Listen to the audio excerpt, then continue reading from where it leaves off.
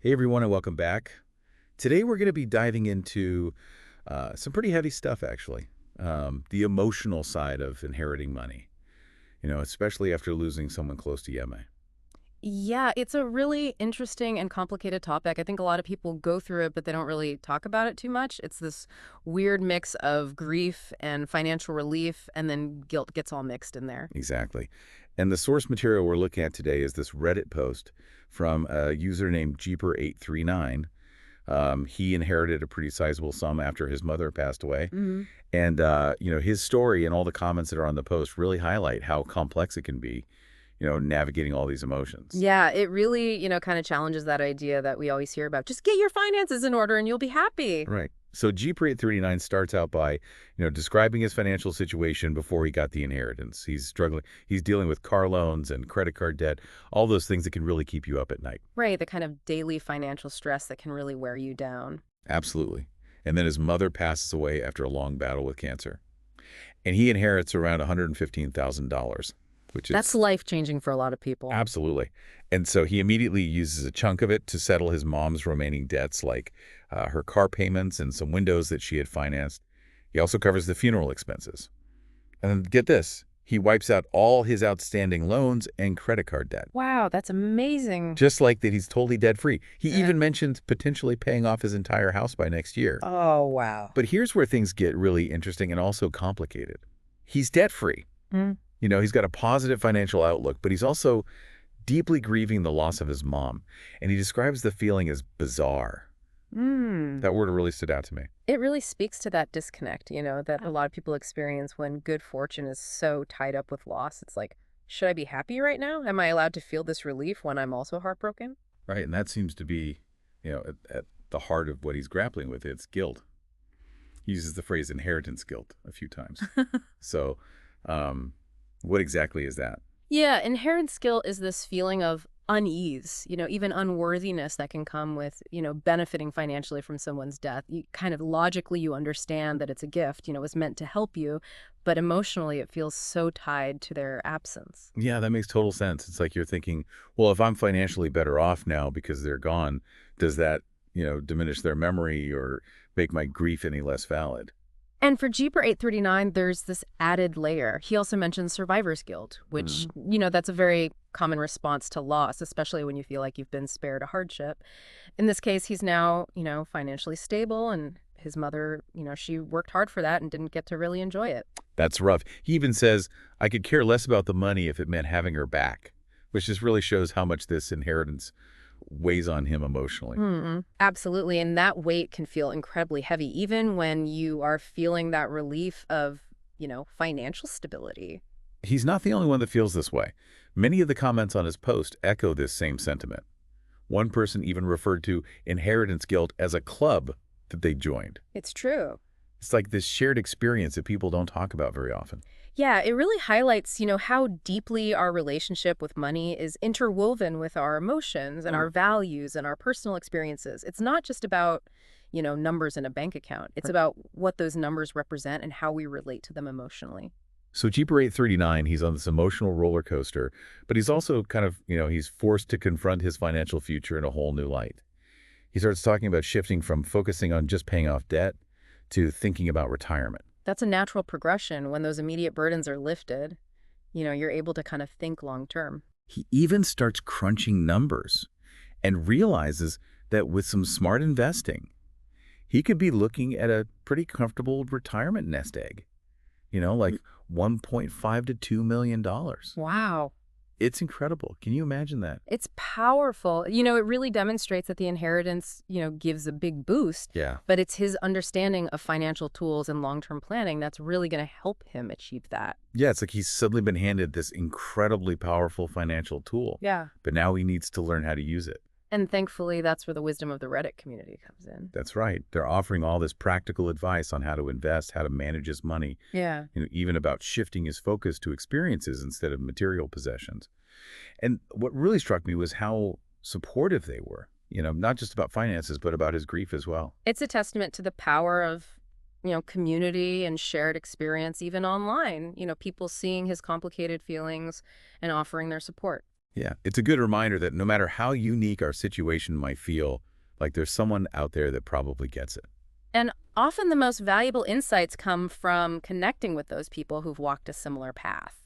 So we've established that, Jeeper 839 is going through a lot emotionally, and he's facing this new financial reality. But there's another layer to this story that I thought was just really poignant, and that is the idea that money can't replace loved ones. And this comes up several times in the comments. It's so true. No amount of money can fill that void. Several people echoed Jeeper 839's sentiment. They said they would trade their entire inheritance for just more time with the person that they miss. It really is a stark reminder that financial stability, while super important, it's not the only thing you need for a fulfilling life. It speaks to the need for balance, honoring your loved ones while navigating this new reality. And it brings us right back to the core of Jeeper 839's story, this bittersweet reality of stability mixed with sadness. He's achieved this incredible financial turnaround, but it's overshadowed by grief. Yeah, it's a very poignant reminder that life is full of these complex, often, contradicting experiences. We can experience, joy and sorrow and gain and loss all at the same time. It really challenges that idea that, if you have financial stability, then you'll be happy. It's like we're told, just get your finances in order and then everything will be fine. Yeah. But Jeeper 839's story really shows that, it's not always that simple. Yeah, it really highlights that money, while important, it can't, fix everything. It can't bring back loved ones or erase the pain of loss. And Jeeper 839, he even mentions feeling a bit lost, like he's not sure what motivates him now that he has achieved this, financial security. It's almost like an existential crisis. That's a really interesting point. We work so hard for, these milestones, thinking that, once I achieve this, I'll be happy. But then when we actually get there, there's often this void and it's like, okay, now what? Yeah, it's like he climbed this huge mountain of debt, and he reached the top. And then he realized that the view isn't what he thought it would be. So what advice is there for someone in his situation? How do you navigate this emotional and existential uncertainty? Well, luckily, the Reddit community is full of good advice. And a lot of people encouraged him to focus on experiences like travel, personal growth, things that enrich your life but aren't material possessions. Like one commenter said, plan a trip to your mom's homeland, explore the world, life is too short. Yeah, exactly. Find meaning and fulfillment, outside of just being financially successful. Right. There's also a lot of talk about finding purpose in helping others. People suggesting he donate to charities that his mom cared about or find ways to give back to his community. Yeah, that's a beautiful way to honor her memory and, create positive change. And maybe, rediscover that motivation and purpose that he's kind of lacking right now. Right. Using your financial stability to actually make a difference. Exactly. There's also a lot of emphasis on self-care. People telling him to be patient with himself, acknowledge his feelings, allow himself to process the loss of his mother. Which is so important. Grief is a journey, not a destination. Yeah. And it's okay to take your time. And that process can be so much more complex when you're dealing with, the emotional weight of an inheritance. It's like he's trying to, mourn his mother while also trying to figure out how to manage all of this money that's tied to her passing. Right. It's a lot to deal with at once, and it really underscores the importance of having good support systems, whether it's, family or friends or therapy or even, online communities like you found on Reddit. Sharing your experience and, connecting with others who understand what you're going through can be so helpful. Speaking of support, I think it's really worth noting how supportive and empathetic the Reddit community's being in this instance. Even the people who are offering financial advice, they're also taking the time to acknowledge his loss and validate his feelings. It's a really good example of how people can connect, even if it is online. Yeah, it is. Finding genuine support and understanding. It's a good reminder that we're not alone in what we're going through, no matter how challenging or unique it might seem. Absolutely. And often the most valuable things you learn come from sharing your vulnerabilities and learning from other people. So what does this all mean? What are some of the key takeaways we can get from Jeeper 839's story? I think it's a reminder that financial stability, while, super important, isn't the only thing that you need for a fulfilling life, It's about finding a balance, finding meaning and purpose outside of just your finances. Right. And it really highlights the complexity of human emotion, especially when you're dealing with money and loss. For sure. And it shows how important it is to have that community support and take care of yourself and allow yourself the time to grieve and process everything. Yeah, Jeeper 839's story is a powerful reminder that even when good things happen financially, life can still feel messy and complicated and bittersweet. Yeah, and that's okay. It's part of being human. Yeah. And it's important to embrace all of our experiences, the good and the bad. That's where we really grow. Well said. I think this deep dive has really given us a lot to think about, wouldn't you say? Definitely, it's a conversation that's worth continuing. And, Yeah. if you're enjoying this discussion about, complex emotions and life experiences, we would love it if you hit that subscribe button and share this episode with your friends. These conversations are so important. Yeah. And we appreciate you helping to spread the word. Jeeper 839's story leaves us with a pretty thought-provoking question. What if you were in his shoes?